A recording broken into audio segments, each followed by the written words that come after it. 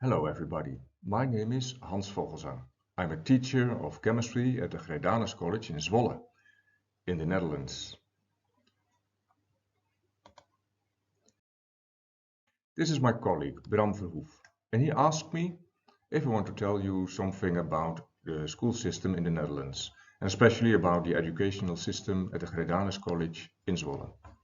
Before I go into detail, I'd like to tell you something about our school. This is a picture of the main building with the main entrance. And the Gredanus College is a Christian school with over 4,000 students. We offer a variety of educational levels, including vocational education and pre-university levels. The student age is between 12 and 18 years old. And probably a few of you, or probably many of you, will visit us in January. And I'd like to say to you, welcome. Also for your students, I hope to meet you in January. Bram Verhoef asked me to tell you something about LOTS and HOTS, lower order thinking skills and higher order thinking skills. He asked me to tell you something about active learning, and in the last part of my short talk, I will tell you something about formation, or with an old German word, Bildung.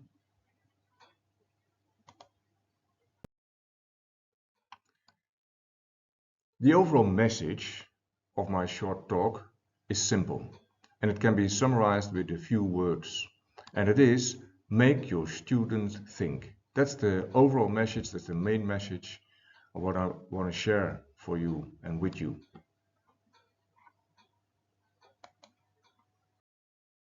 So in the first part of my small talk, I will tell you something about lower order thinking skills and higher order thinking skills.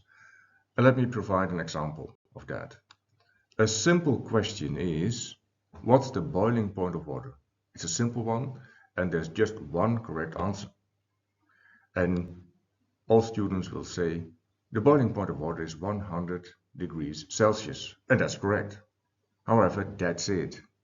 When you change your question a little bit, something like, explain why the boiling point of water differs at Mount Everest, at sea level, and at sea, then something special will happen in your classroom. There will be many discussions among the students and between the teacher and the students. And that's what you want to do, especially in the Netherlands, especially in our school. I want my students to think about the concept boiling point. And when I change this question to a little bit, then it's easy for them to think about it. And after a few minutes, you can discuss with your students what are the actual degrees of the boiling point of water at Mount Everest, 70 degrees, and at Dead Sea, minus 400 meters below sea level, and just a little bit more than 100 degrees Celsius. And I think that's a beautiful example of the difference between LOTS and HOTS, a LOTS question and a HOTS question. And I prefer to use HOTS questions.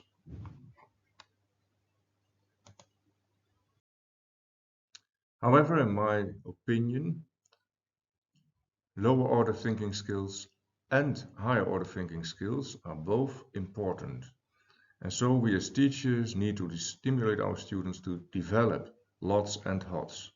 And you can choose between LOTS and HOTS quite easy by using different interrogatives. And when you want to encourage LOTS, then it's easy to use words like when, where, what, which, how many.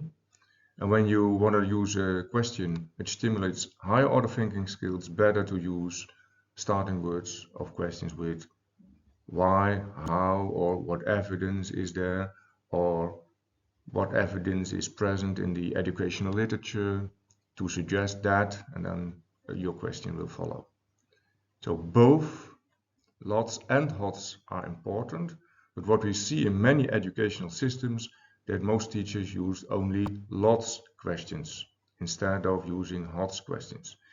And there are some advantages when you use higher order thinking skills, and I will show you these advantages in just a minute.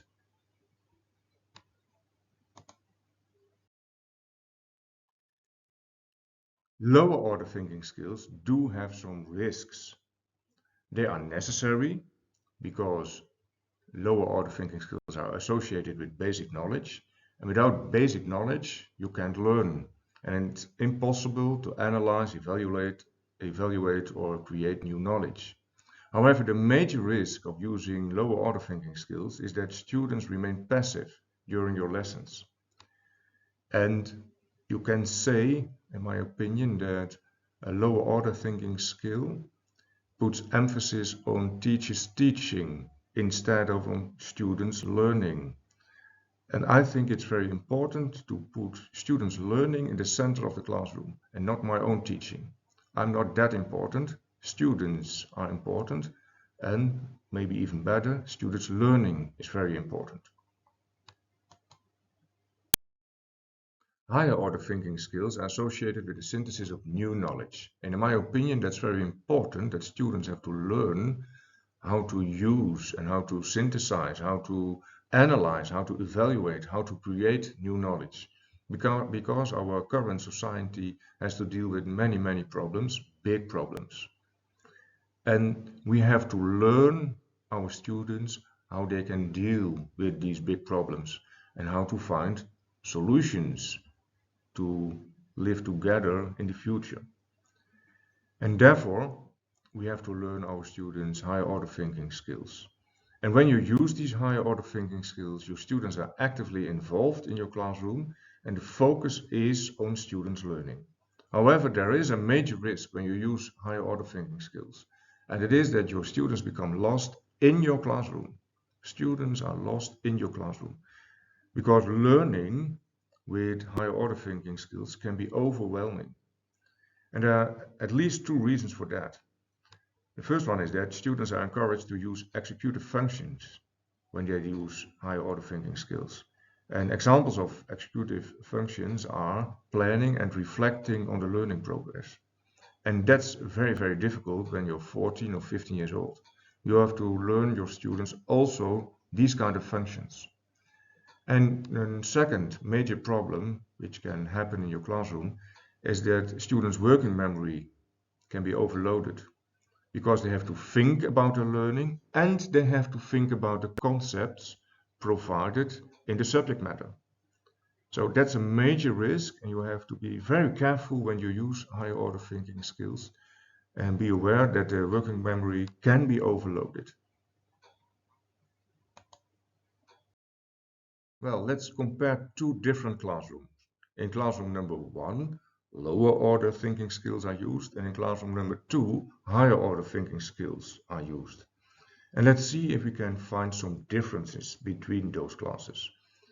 And when you look in a classroom where the teacher uses mostly lower order thinking skills, what you typically can see is that students are passive in their thinking.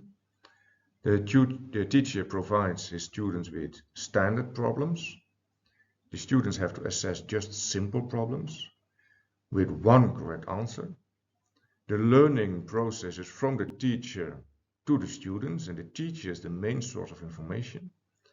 There is emphasis on memorization, and there is a priority for factual knowledge in this classroom.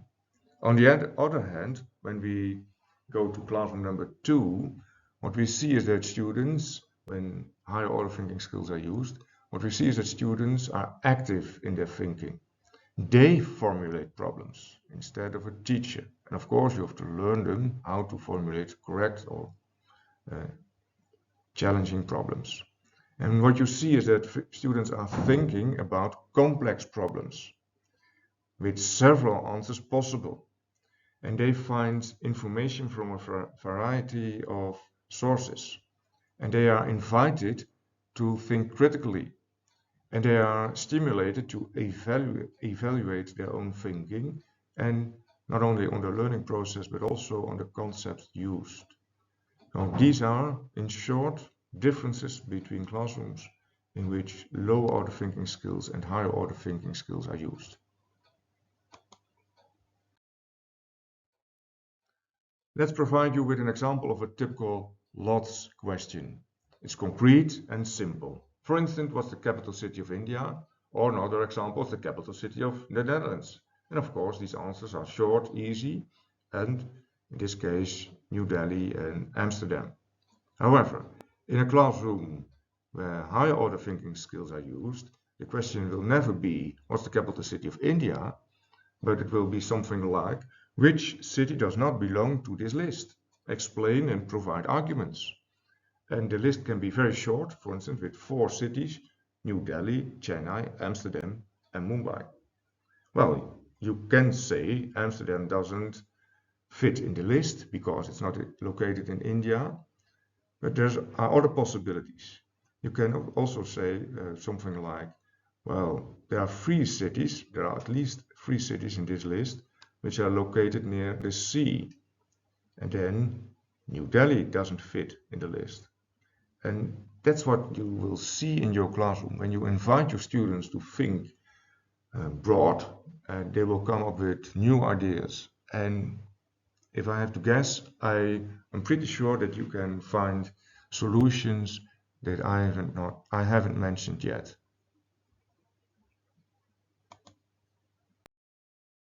Bloom's taxonomy helps me to use appropriate questions during my lesson series. Sometimes I want to use a lots question, a lower order thinking skill, and sometimes it's better to use higher order thinking skills.